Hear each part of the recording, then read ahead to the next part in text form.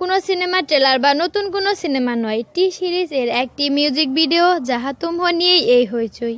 সম্প্রতি একগুচ্ছ ইউরোটিক থ্রিলার বা সেক্স কমেডি ছবি তৈরি হচ্ছে বলিউডে।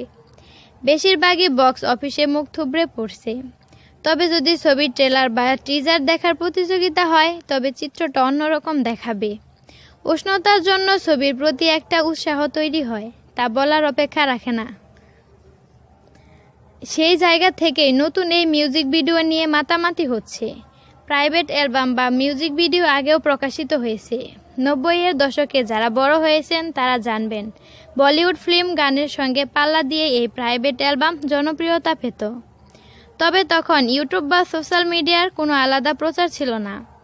এতদিন পর্যন্ত দেশে যত মিউজিক ভিডিও হয়েছে, এটি নিঃসন্দেহ উষ্ণতার দিক থেকে একেবারে উপরে উঠে থাকবে।